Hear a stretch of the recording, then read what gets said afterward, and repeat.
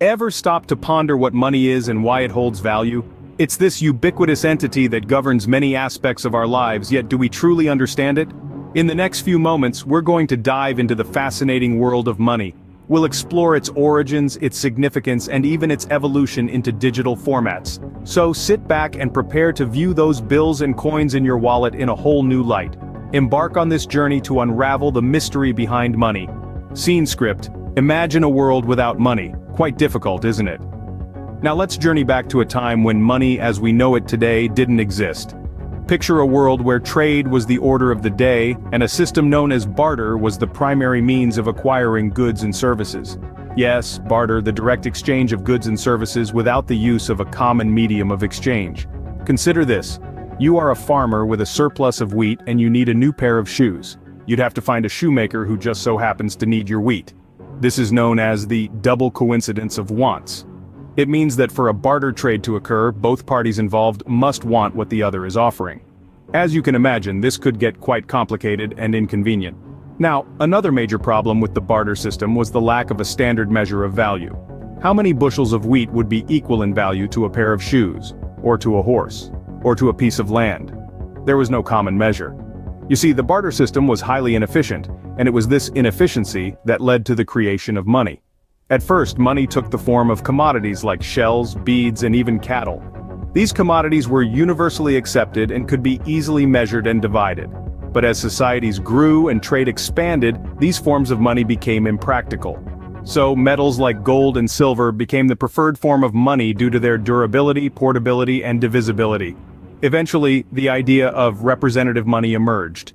This was the concept of using tokens or pieces of paper to represent a certain amount of gold or silver stored somewhere safe. This was the precursor to the banknotes and coins we use today. With the advent of money, the exchange of goods and services became a whole lot easier. Money isn't just paper and coins, it's much more than that. It's an abstract concept that we've all agreed to give value. It's a tool we use to make our lives easier. But what exactly is money? Let's break it down. Firstly, money serves as a medium of exchange. It's a go-between that facilitates the trade of goods and services. Think about it. If you're craving a bag of chips from your local grocery store, you can't just offer the cashier your favorite book in exchange. That's where money comes in. It's a universally accepted medium that simplifies transactions, making trade more efficient. Secondly, money is a unit of account. This means it's a standard measure we use to compare the value of different goods and services. Let's say you're at the same grocery store. The price tags on the items aren't just random numbers. They represent the value of each product in terms of money. This allows you to compare the value of a bag of chips to a bottle of soda even though they're completely different products. Lastly, money is a store of value. It allows you to transfer purchasing power from today to some point in the future. To put it simply, if you have money today, you can save it and use it to buy something tomorrow, next week, or even 10 years from now. It's like a time machine for your purchasing power. But remember, for money to effectively perform these functions, it must be widely accepted, stable in value, divisible, portable, and durable. That's why we don't use things like chocolate bars or seashells as money. They may be delicious or pretty, but they don't meet the criteria to function as effective money. So, money isn't just a piece of paper or a chunk of metal. It's a tool that helps us exchange goods, measure value, and save for the future. It's a language that we all understand, regardless of our background or where we come from. So, money serves as a common language that everyone understands. Ever wondered why a piece of paper or a coin holds so much value? Well, let's dive into that. To understand why money has value, we need to grasp two concepts: intrinsic and extrinsic value. Intrinsic value is the inherent worth of an item due to its physical properties. For example, gold has intrinsic value because it's a scarce resource, and it has uses in different industries such as electronics and jewelry. But when we look at a paper bill or a coin, their intrinsic value, the value of the paper, ink, or metal they're made of, is minuscule compared to the value we attribute to them. This brings us to the concept of extrinsic value. Extrinsic value is the worth that we assign to an item, not because of its physical properties but due to the significance or functionality we attribute to it. Money has extrinsic value. We have all agreed as a society to give these pieces of paper and metal a certain value. We trust that others will also accept them as a form of payment. But why do we have this trust? Well, it's because money is backed by a system that we all participate in and believe in. In most countries, this system is the government and its central bank. They issue the money, they regulate its supply, and they enforce its acceptance. We trust in the system, and therefore, we trust in the money it produces. However, this trust is not permanent or unshakable. If people lose faith in the system, due to economic instability, hyperinflation, or other major issues, they can also lose faith in the money. When that happens, the money can lose its value, as we've seen in various historical instances. So, money, a piece of paper, a coin, a digital number, holds value not because of its physical properties, but because we, as a society, have agreed to give it value. We trust in the system that produces and regulates it. The value of money therefore lies in our collective belief in it.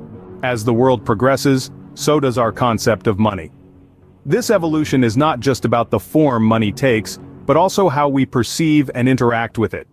From shells and beads, coins and banknotes, to checks and credit cards, the metamorphosis of money has been a fascinating journey. And now, we are on the brink of another significant shift, the transition from tangible cash to digital currencies. Today, we're in an era where money is increasingly becoming digitized. We're making transactions with just a tap on our smartphones, paying for goods and services without ever seeing a physical dollar bill. But this is just the tip of the iceberg. Enter the world of cryptocurrencies, a revolutionary form of digital money that is decentralized and operates on technology called blockchain. The most famous among these cryptocurrencies is, of course, Bitcoin. Unlike traditional currencies, Bitcoin isn't controlled by a central bank or government. It's a peer-to-peer system where transactions are verified by network nodes through cryptography and recorded in a public distributed ledger. But what makes cryptocurrencies like Bitcoin a form of money? Well, just like any other form of money, it's a system of trust. When you send or receive Bitcoin, you're trusting that the system will record the transaction accurately, that the value of the Bitcoin won't suddenly plummet, and that others will accept it as a form of payment.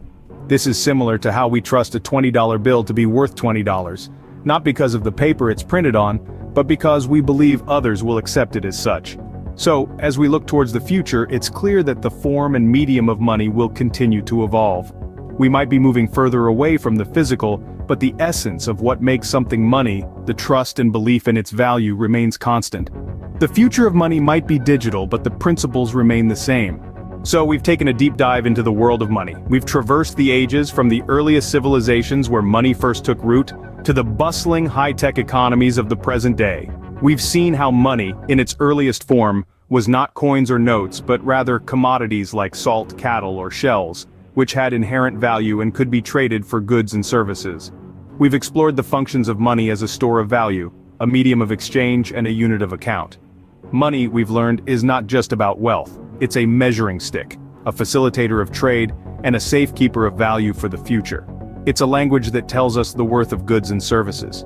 We've come to understand why money has value. It's not the paper, the metal, or even the digital bits that matter, but the trust we place on them. We believe that these symbols will be accepted by others in exchange for goods and services. And it is this belief that gives money its value. Finally, we've seen the evolution towards digital currencies, which continue to redefine our understanding of money.